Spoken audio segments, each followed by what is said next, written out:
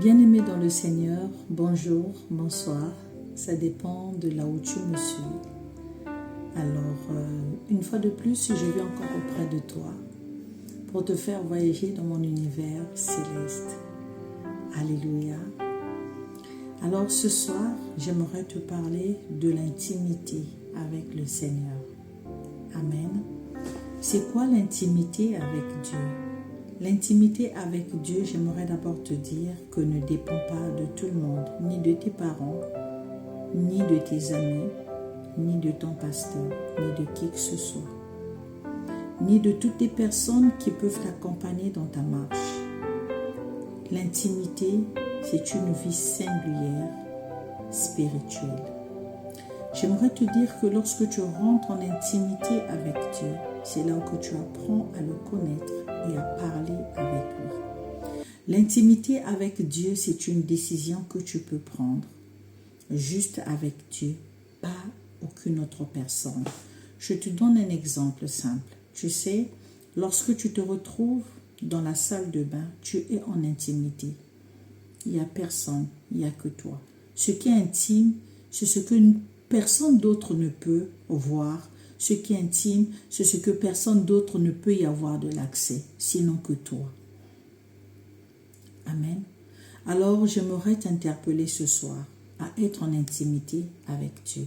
Et pour bien comprendre cela, je vais te ramener dans le livre, alléluia, de Matthieu 9, le verset 20 jusqu'au verset 22, qui dit ceci. Lis avec moi. Et voici une femme, atteinte d'une perte de sang depuis 12 ans, s'approcha par derrière et toucha le bord de son vêtement, car elle disait en elle-même, « Si je puis seulement toucher son vêtement, je serai guérie. » Alors, lorsque je parcours ces écritures, ce qui attire mon attention, c'est le fait que cette femme-là puisse prendre une décision en elle-même.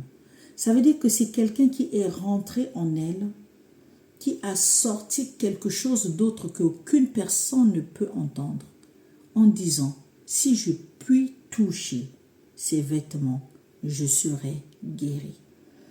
Ce soir, j'aimerais t'interpeller, attirer ton attention, à être en intimité avec Dieu. Alléluia. Prends le temps de parler de toi avec Dieu. Prends le temps de poser des questions à Dieu et de l'écouter. C'est ça l'intimité avec Dieu. Nous avons l'habitude de nous mettre dans la prière, de dire des choses, de saturer notre atmosphère par des doléances. Mais une fois qu'on a fini ces prières, qu'on a eu à faire pendant 1 heure, 2 heures, nous n'avons pas eu le temps de l'écouter. Nous n'avons pas eu le temps de rester, de faire silence et de l'écouter. Parce qu'il y a un temps où toi tu peux parler. Il y a un temps où toi tu dois entendre aussi. C'est tout ça l'intimité. C'est quand tu as pris la décision au-dedans de toi de faire quelque chose, de poser un acte de foi. L'intimité avec Dieu, c'est le fait que nous puissions poser des actes de foi sans que une autre personne le sache, l'entende, le comprenne. Mais il n'y a que toi qui comprends. Alors voilà pourquoi je peux encore comprendre que Anne était capable de parler en langue et que Élie pouvait dire qu'elle était ivre. Mais Anne avait compris. Elle a dit que je ne suis pas ivre. Mais je parle à mon Dieu. J'ai un cœur meurtri. L'intimité auprès de Dieu, il faut déchirer son cœur. Il faudrait que Dieu ait accès à ton corps. Il faudrait que Dieu ait accès dans tout ton corps.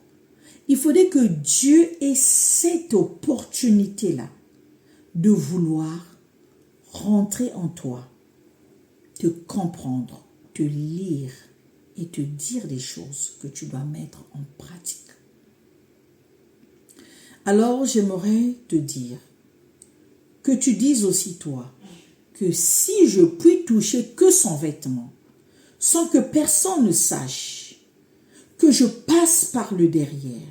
Si elle était passée par le derrière, c'était pour que les gens ne la voient pas. Alors, change ta façon de prier. Que les gens ne te voient plus par le devant. Sinon, ils vont t'interrompre. Parce que si cette femme était passée par le devant, c'est qu'on devrait l'interrompre. On devrait la repousser. Mais elle est passée par le derrière. Elle a contourné. Il est nécessaire de contourner certaines choses, mais de ne pas passer par le devant. D'être en intimité, de rentrer en soi, afin que tu écoutes ce que Dieu te dit. Parce que dans ta conversion avec Dieu, il n'y a pas seulement que toi qui dois parler, mais il y a aussi lui. Il a dit, invoque-moi et je te répondrai. Que Dieu te bénisse, que le Seigneur te fasse du bien. C'était de la part de ta sœur, la sœur Ruth, la sœur Sandra, l'ambassadrice de Dieu. Si ce message t'a plu, n'hésite pas de le partager à une autre personne. Tu pourras sauver une vie et évangéliser avec moi. Que Dieu te bénisse.